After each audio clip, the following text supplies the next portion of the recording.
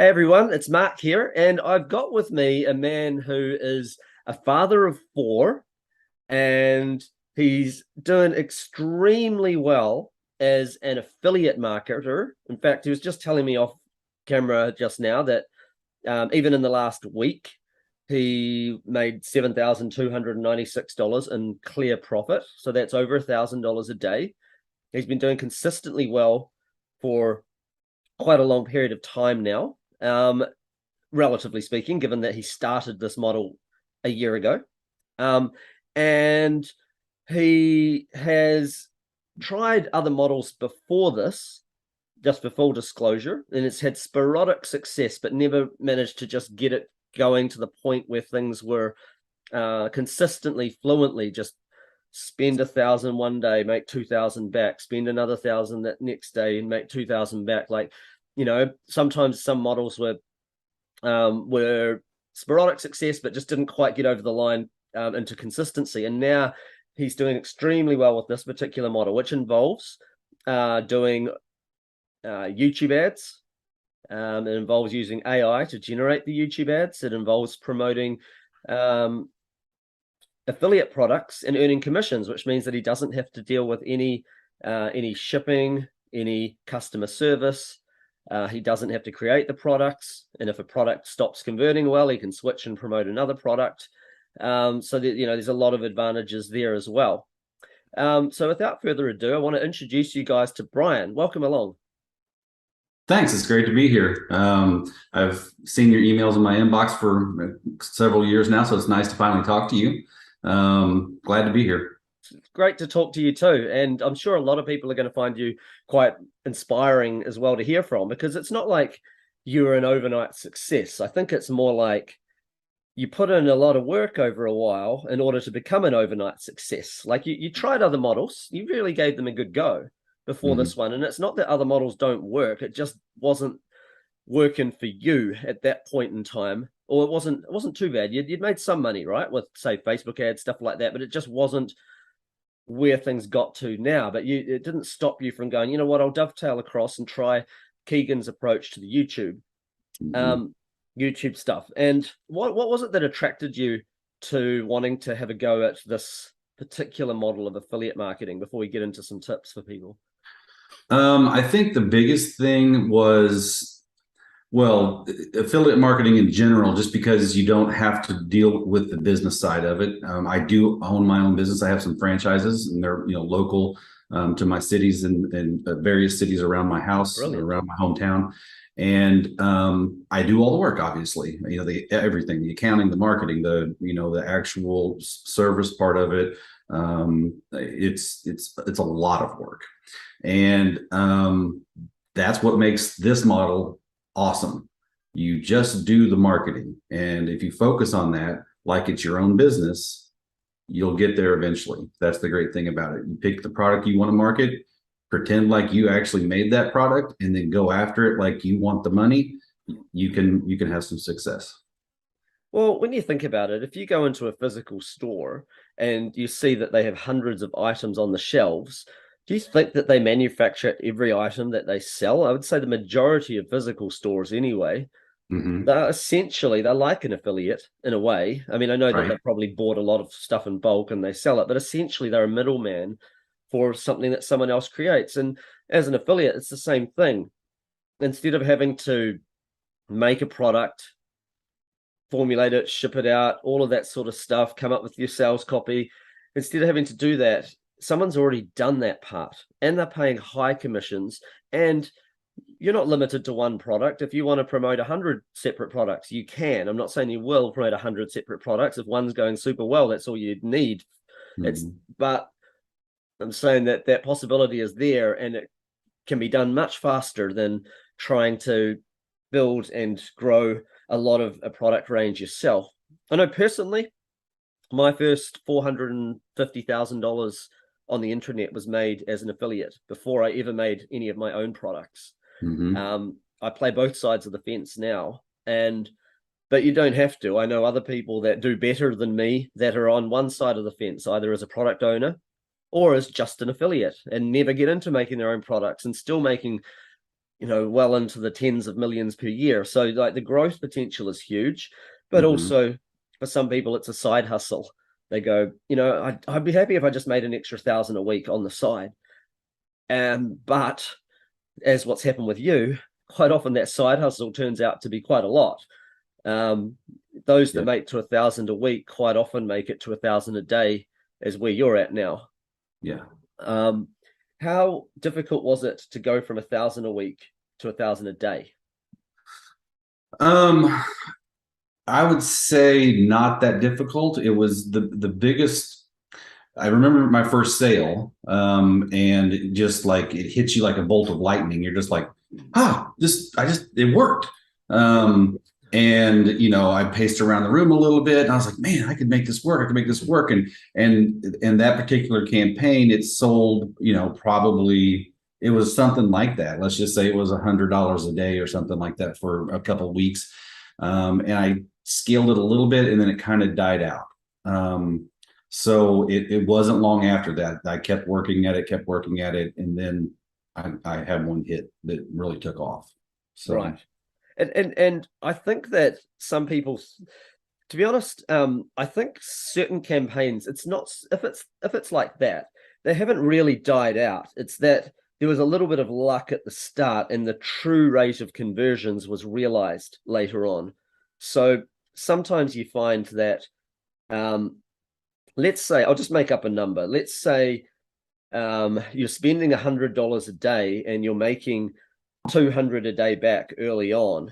But mhm. sometimes when enough money's been spent and enough of Google's audience is now getting accessed, or YouTube's audience, which is owned by Google, has been accessed, you realize that the true rate of conversions is actually for every $100 spent, you're making 75 back. It's just that, it's quite easy. There are sometimes there's outliers or there's a little pocket audience that converts really well, but when YouTube tries to expand wider, it can't find that level of conversions elsewhere.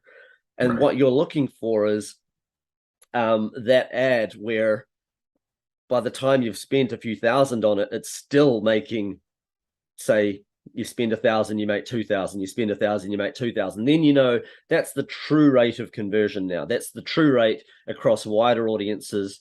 YouTube could show that ad to anybody, say, it can figure it out. It might go, well, people that are aged over 55 that live in a rest home, they will buy it. People that are aged over 50 that are actively trying to lose weight will buy it. People that are over this certain age group that are, X, like are diabetic, they will buy it. And all of a sudden it's working for all these wide audiences that YouTube has. And then that's how you can spend thousands of dollars a day. So, I'm just saying this because I think that some people think that their ads stopped working. It's not so much that, it's just that they just found the true conversion rate of the ad, and now they know, okay, well, I was almost there, but I wasn't quite there. Because you Right. just said that you worked with that ad, did you? And you made that one work by doing changes to it. It wasn't so much that you had to Yes. completely overhaul and start again. Well, that was one. So that was one product that I was trying to make work, and I think my ad, just like you're saying, it wasn't. It never got to where it needed to be. It wasn't good enough yet. Yeah. And then when I heard about another product that was coming along that actually had just got to the top of ClickBank, and I went after that when I used their copy with this script generator, following everything in the course, and that's when it took off. That's when I Brilliant. that's when I started having really good days. You know, that's also something that's pretty interesting also. Like that shows, like if it was at that product was at the top of ClickBank, because some people worry about saturation, Hmm. and if a product at the top of ClickBank, which will be the most saturated product there is, and you can go in there clearly later than most people, because a lot of people got in there before it made it to the top, right? Because that's how it got to the top. And you Right. can still end up making really good money with that.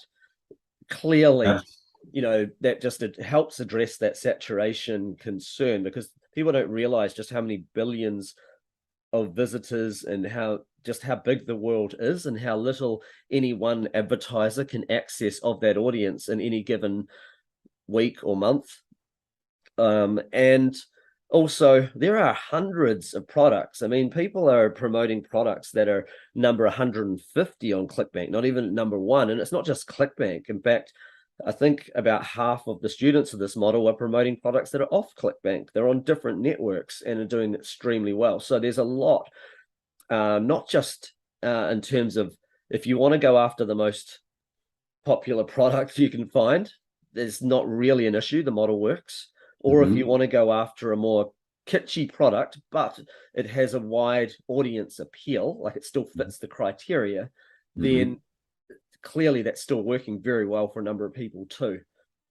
I know that you have had particular success in the weight loss niche, Mhm. but other people have equally had very, very good success in other niches, whether that be niches like health, like teeth whitening or teeth enamel protection, or whether it be stuff to do with eye care or stuff to do with diabetes, Mhm.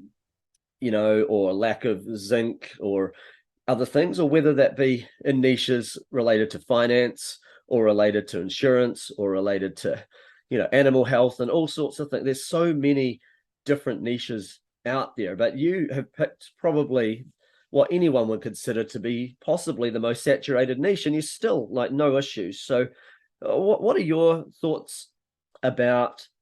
Because I know that's a concern for some people. Is this going to be I too would, saturated? yeah. Saturation is a thing. You hear a lot of affiliates talk about it. My experience, though, after I started making money, is that you just want the offer that converts. There's there's some offers that you gravitate to yourself. Like if you're watching the VSL and all of a sudden you get this feeling like I'd like to buy that. That sounds good. Um, you naturally gravitate towards that. And if that's one of the ones that's already at the top of ClickBank anyway, it just seems like it makes it easier to sell. You know that it converts. You absolutely know that it converts. It would not be on the first page if it didn't convert. And it's just a matter then of finding the right ad and letting Google build up enough data to find the right audience for it. And that's what happened to me. That's awesome. Now you use the script generator, and then you Yes. you I'm guessing that you make your own little random changes because you're gonna in the program you get taught exactly the psychology of why the script's written in a certain way and how to modify things. So I'm guessing you put your own little spin on it. You Mm-hmm. use software that auto generates the ad for you, so you don't even have to use your own voice, or do you use your own voice, or do you use the artificial voices, right? I use the artificial voice. Yes. You have to use the artificial voice. So how long does it take you now if you want to create a new ad? Um, I would give myself what I do is I work on them a little bit at a time. So I give myself, an hour or two per evening to work on it. And I would say within 3 evenings, I've got a finished ad that is, one that I feel like, okay, this might actually work for me. Right. Meaning I do a lot of little touch up things and scene Yeah. transitions and some things that other people may skip over. I Oh, spend but a lot of that time that on. that's brilliant.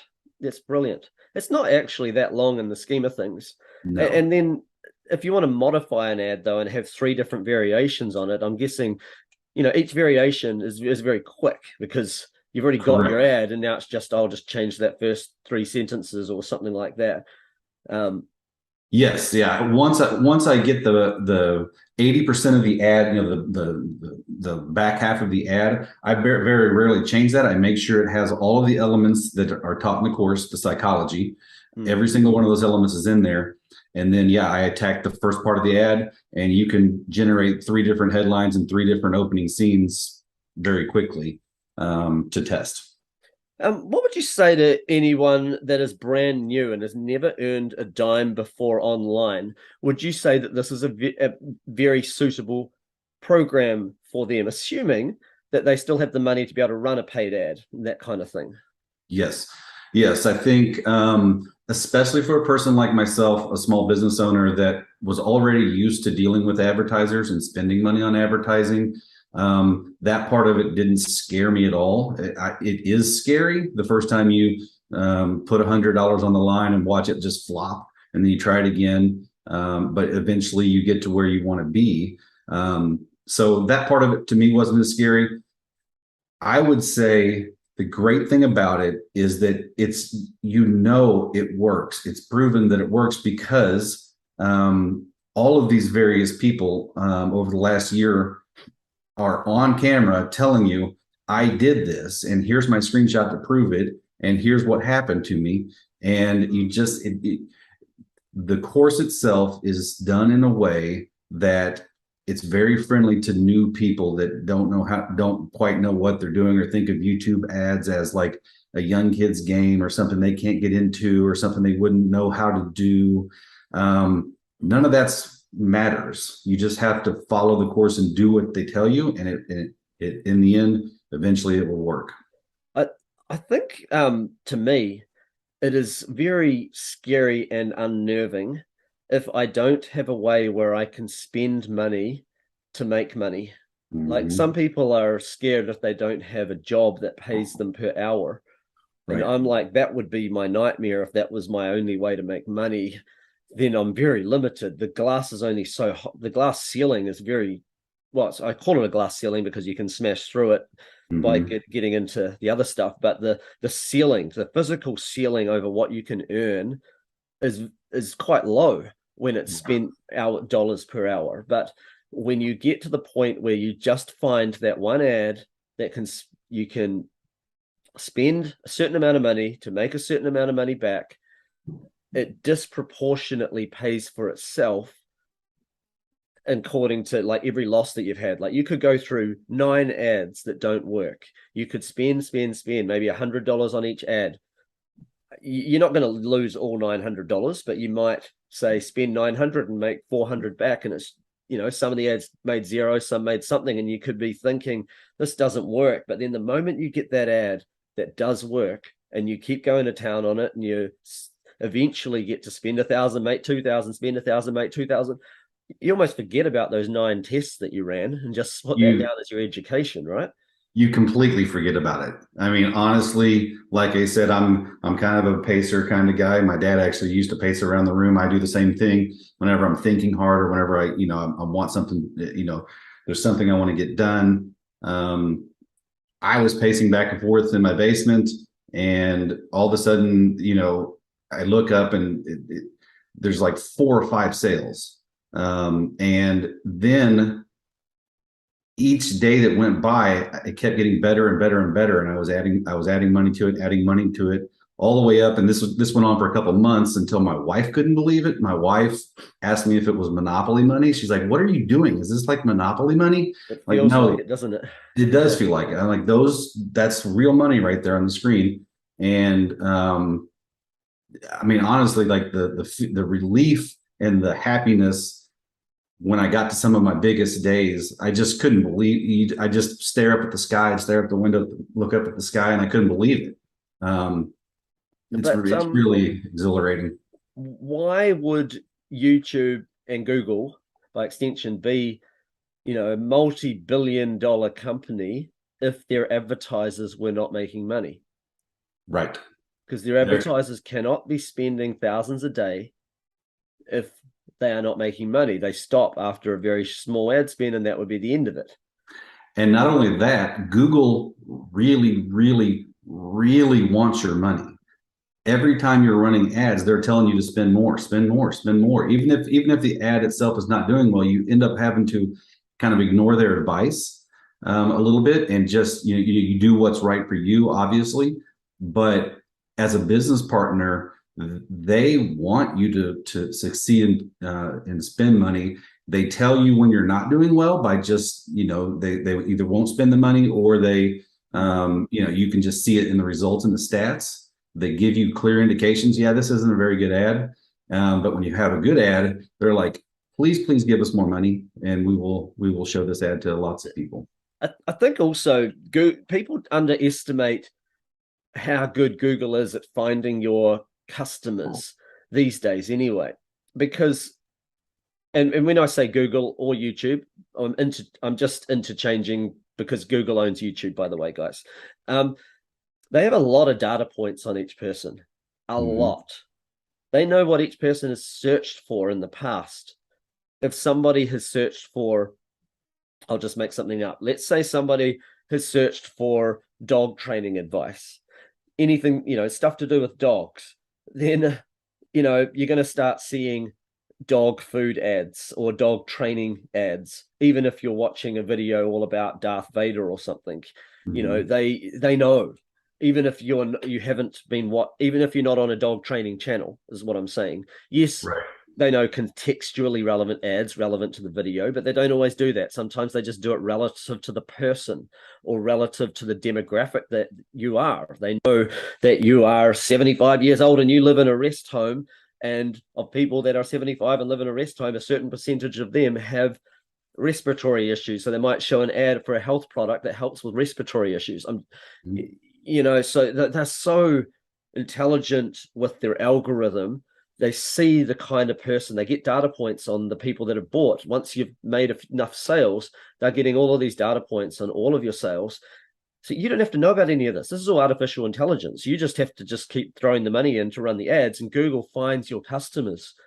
Yeah, and that's the part that's taught so well in the course is that the products that they kind of lead you down the path to are products that they know are broad market products, and you can with the proper a well written script using lots of examples that are given to you. You just basically put those out into the world and let Google go figure it out. You don't have to do like I need to target every person that's a specific dog owner in this place and do all this crazy marketing mumbo jumbo. You just tell Yeah. Google, here's my ad, and they take off and run with it. Yeah, I think that's fantastic. And for you, you've in the past, I think you said that you've lost a Facebook account before with running ads, but you've had some success with Facebook, but with Mhm. Google, you yourself, you've never lost an account. No, no, No, you've never, everything's. and that's pretty Obviously, I've good had. for someone that started straight out in weight loss.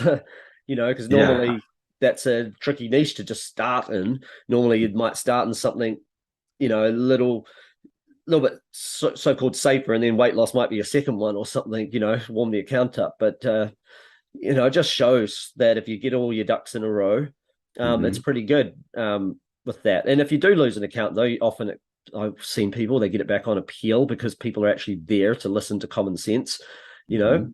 Mhm. Um, and yeah, I mean, I think that's also really good for people to know. It Have you is. got any Yeah, tips for Google. people that want to get involved in this model, especially if they're starting from scratch?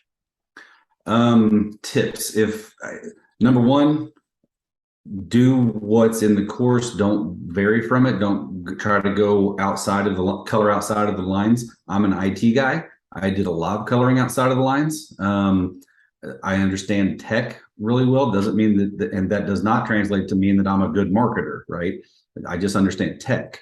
Mm. Um, and so I had to become good and learn the marketing side of it. And that's really what's taught to you in the course. That's the great thing about it. So the tech side of it is, hey, put this thing, do that thing, make sure you do this and make sure you put that there, and then you're done. Everything else is focused on it. It's how do you sell a product? How do you sell this with the right psychology and the right video and make it work? Okay, so for somebody who has perhaps not even seen a workshop with this, and that's probably where you started with it. You would have seen a workshop with, say, Rob and Keegan and or Chris or one of the guys involved in this model. Mhm. What would you say to someone that's considering joining a workshop, particularly if maybe they've never even earned a dime before online? What would you say to them, wanting about whether or not they should check out this workshop? I would say absolutely do it. If you're even remotely interested in business marketing or a side hustle online business, 100% the community, the calls they do weekly. I attended all of it.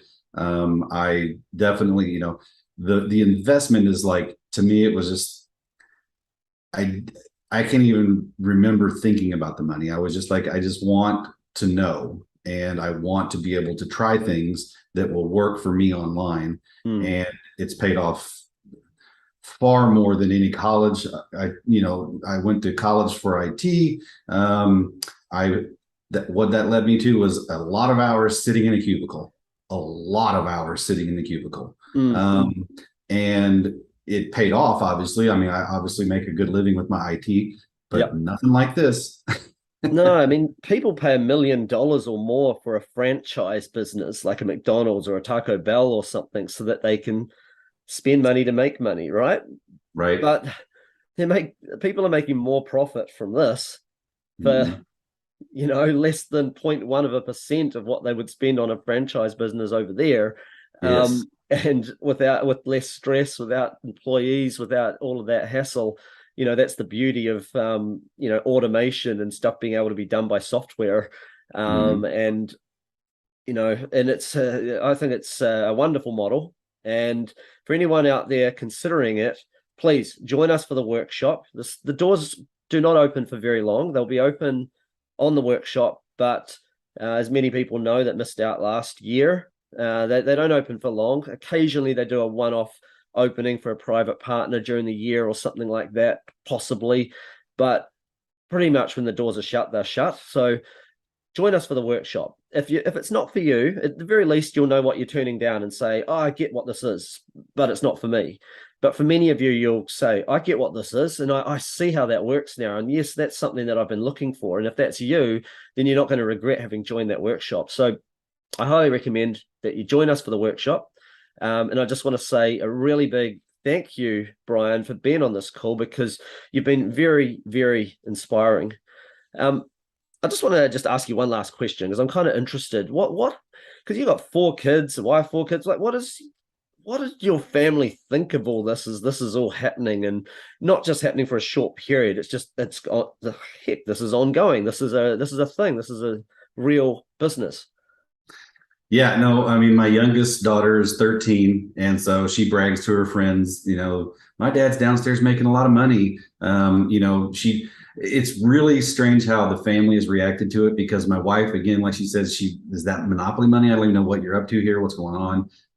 But she knows, she knows that I like this kind of thing and I always talk about it. So, she definitely enjoyed the vacations. I can tell you that. The points on my American Express card. Yep. We've gone to Mexico. We actually went over to Zimbabwe and Botswana, South Africa, and did a safari. Wow. It's something else. That's whenever you're running that much money through a American Express card, those travel points just start piling up, Right. and So it's, you it's have free flights, right? it's So free flights. It's free flights, yeah. hotels.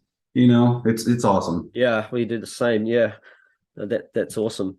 Oh, Yeah. well, thanks so much. Very inspiring. And I hope to have you again on another call someday in the future. So thanks, Brian. And for everyone watching, take action with what you learn and see you next time. Bye All for right. now, everybody.